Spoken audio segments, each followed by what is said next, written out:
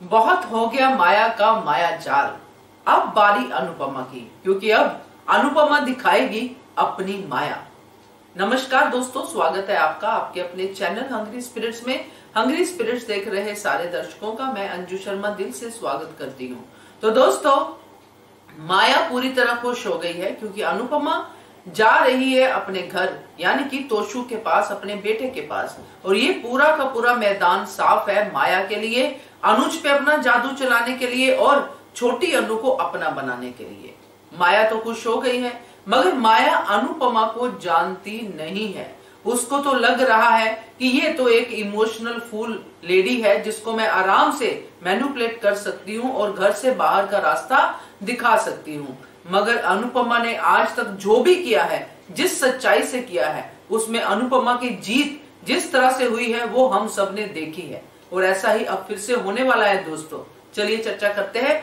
पहले वही निवेदन, जिन्होंने अभी तक चैनल को सब्सक्राइब नहीं किया है कृपया कर लीजिए। साथ में दोस्तों बेल आइकन दबाइएगा ताकि आपको हमारे वीडियोस के नोटिफिकेशन मिलते रहे।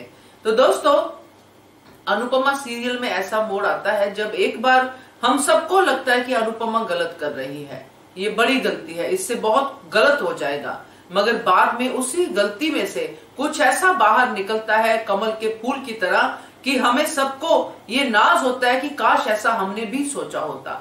तो यही कुछ दिख रहा है इस सीरियल में, इस कड़ी में, क्योंकि अब जो माहौल चल रहा है उसमें अनुपमा गलत लग रही है। मगर अब जो अनुपमा अपने तरीके से चीजों को सॉर्ट आउट करेगी उससे अनुपमा सही लगेगी और चीजें भी सही हो जाएंगी और माया भी घर से बाहर हो जाएगी। चलिए आज की कड़ी की बात करते हैं और इस विषय पे भी बात करते हैं। तो आज की कड़ी में जैसा कि हमने देखा कि बा जो है कपाड़िया हाउस में पहुंची हुई है, रोना धोना कर चुकी हैं और अनुपमा अपना सामान पैक करने के लिए कमरे में जाती हैं और छोटी अनु से बात कर रही हैं जो कि सोई हुई है। दरअसल वो बात अपने आप से कर रही हैं, अपने आप को बोल रही हैं कि मेरी ये जिम्मेदारियां हैं, मुझे जाना पड़ेगा बेटा। वो सब बातें, जो भी डायलॉग वो करेंगी वो आप सुनना क्योंकि बहुत अच्छे हैं। और साथ में वो छोटी अनु के हाथ पे हार्ट बनाती है और आई लव यू लिखती है और अनुज के लिए भी एक नोट छोड़ती है आई लव यू का। पीछे पीछे माया भी चली जाती है क्योंकि अब तो माया का फोकस जल्द से जल्द अनुपमा को घर से बाहर करना ही है, क्योंकि उसने देखा कि जब अनुपमा हॉस्पिटल में थी तो मेरे हाथ में घर की कमांड आई हुई थी। अब अनुपमा हमेशा के लिए घर से चली जाए तो मैं तो रानी बन के घर पे राज करूंगी। तो ये माया का सपना अब और आगे बढ़ रहा है, इसलिए माया यहाँ पे जल्दी जल्दी अनुपमा के कपड़े पैक करवाने में उसकी मदद करती है। अनुपमा ये सब चीजें नोटिस करती है दोस्तों, क्योंकि अभी मैंने वो कहा जो आपको कि अब अनुपमा की माया दिखाई देगी, ये सब बातें आप भी नोटिस कीजिए क्योंकि इन्हीं से अनुपमा की माया और ज्यादा स्ट्रांग हो जाएगी। तो दोस्तों, यहाँ से अनुपमा बाहर निकलती है क्योंकि माया कहती है कि मैं तुम्हारा सामान लेके बाहर आती हूँ। तो माया जाते जाते नोट जो लिखा है आई लव यू अनुज वो भी फेंक देती है और छोटी के हाथ से भी हार्ट और बाकी सब चीजें जो अनुपमा ने लिखी है वो मिटा देती है। यानी कि माया ने अपने घटिया काम करने शुरू कर दिए हैं और ये घटिया काम अनुपमा के लिए बहुत ही बढ़िया होने वाले हैं। दोस्तों बताती हूँ कैसे। और फिर अनुपमा जो है घर से बाहर चली जाती है, यानी कि बा और वनराज के साथ। अनुज यहाँ पे कुछ नहीं बोलते हैं, हूं ही करते रहते क्योंकि वो बोलना ही नहीं चाहते हैं। पहले जब अनुज बोले थे तो बहुत ज्यादा बोले थे जिसका पछतावा उनको रहा था, इसलिए वो चुप रहे। मगर उनके दिल में बहुत सारी भड़ास थी, उनको ये डिसीजन अनुपमा का बिल्कुल भी पसंद नहीं आया। शाह हाउस में चिंता चल रही है कि गई कहाँ बा सुबह सुबह और वनराज कहाँ चला गया, दोनों साथ में कहाँ चले गए। जब बा वापिस आती है, वनराज वापिस आते हैं और अनुपमा साथ में आती है तो सब चीजें समझ जाते हैं ये लोग। और यहाँ पे बापूजी का गुस्सा लीला यानी कि बा के ऊपर पूरी तरह से निकलता है और बा जो अब पूरी तरह से बेशर्म हो चुकी है, मुझे ये कह दो, मुझे वो कह दो, जो अनुज के घर पे बोल रही थी वो यहाँ पे भी बोलती है कि अब मुझे अनुपमा की जरूरत है तो मैं सब सुनने के लिए तैयार हूँ। दूसरी तरफ बरखा अनुज को समझाती है कि आप दोनों बहुत ही इमोशनल फूल हो, इसीलिए आपको हमेशा इमोशनली ब्लैकमेल करके लेके जाया जाता है। और वो कहती है अनुज को कि तुम तो कम से कम अनुपमा को समझाओ। तो अनुज यहाँ पे अनुपमा के लिए बरखा को कुछ नहीं कहने देते हैं और ये बात माया नोट कर रही है कि उसको कहाँ पे चोट करनी है और कैसे करनी है ताकि अनुज को बुरा भी ना लगे और मेरे नंबर बने। तो ये माया अपना जो है नोट्स बना रही है और इस तरह अनुपमा जब पूरा क्लेश ऊपर तक पहुंच जाता है, जैसा कि शाह हाउस में नॉर्मली होता है, तो अनुपमा अपना पुराना भजन लगाती है जिससे सब शांत होते हैं और अनुपमा सबके लिए चाय बनाती है। यहाँ पे भी अनुपमा आप सबको गलत ही लगेगी, क्योंकि यहाँ पे सबका यही है कि क्या यही करने आई है अनुपमा। मगर दोस्तों अनुपमा ये सब करने नहीं आई है। यहां से ही अनुपमा अपना जो काम है वो शुरू करेगी और यहां अनुपमा बिल्कुल क्लियर कर देगी कि उसका एजेंडा क्या है। बा जो कपाड़िया हाउस में रोते धोते गई थी, अनुपमा को पता है कि बा यहाँ पे शांत होने वाली नहीं है।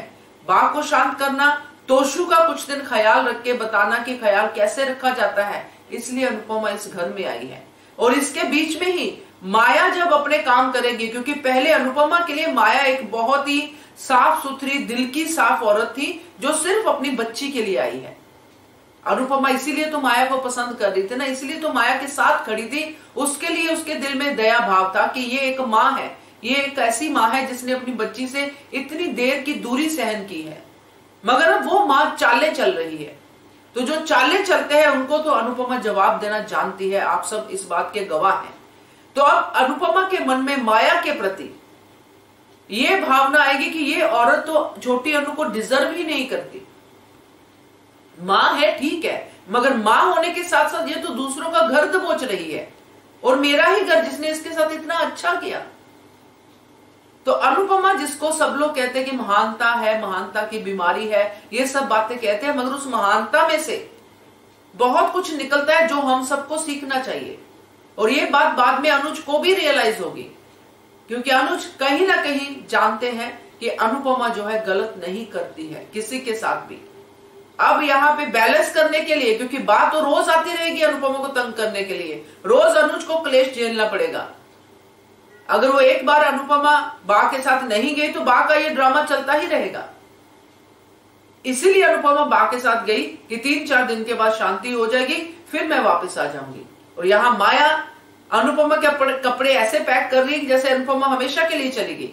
मगर माया को पता नहीं है कि अब ये 2-3 दिन की जो माया की खुशी है, ये अनुपमा अब गम में बदलने वाली है। अब जो अनुपमा वापस आएगी, ये वो अनुपमा नहीं वापस आएगी जिसको माया आराम से अपनी कहानी में उलझा के, अपने इमोशनल ड्रामा में इमोशनल करके उसका फायदा उठा रही थी। अब वो अनुपमा वापस आएगी जिसको माया ने कभी देखा भी नहीं होगा। तो दोस्तों, इस तरह से इस कहानी को आगे लेके जा रहे हैं, जो कि बहुत अच्छा है। अभी फिलहाल के लिए आपको लग रहा होगा कि अनुपमा ने कर दी है गलती, क्योंकि मुझे भी लगा था। एक टाइम के लिए लगता है सबको कि इमोशनल फूल बन गई है, मगर ये इमोशनल फूल अनुपमा, जिसको सब लोग कहते हैं महानता करना ही इसका काम है, ये हम सबको एक लेसन देके जाएगी कि कैसे बैलेंस करना है। जिसका एक डायलॉग हमने इस कड़ी में भी सुना कि पिछली जो मापदंड है उस पर उलझिए मत, जो प्रेजेंट है उसको कैसे संभालना है वो देखिए। कि पहले किसने कितने ताने मारे थे, पहले किसने कितना मेरी बेइज्जती की थी, उसको हम अगर अभी सोचेंगे तो अभी दुख में अगर हमें किसी के काम आना तो हम काम नहीं कर पाएंगे। अगर हम पास्ट को सोचेंगे, अगर पास्ट को भूल जाएंगे तो अभी जहां हमारी जरूरत है वहां पे हम अवेलेबल हो सकते हैं। तो ये लेसन दिया है अनुपमा ने, तो मुझे तो अच्छा लगा और आगे भी अच्छा लगेगा, क्योंकि आगे माया के साथ तो अब होने वाला है बहुत बड़ा कांड। और माया अब अनुज और अनुपमा की जिंदगी में पूरी तरह से विलन बनने वाली है और ऐसे विलन को अनुपमा को भगाना आता है। क्या कहते हो आप इसके बारे में कमेंट करके बताइएगा। देखते रहिए channel hungry spirits. Thank you so much. Subscribe to our channel by clicking the subscribe button. Click the bell button and enjoy the latest uploads from our channel.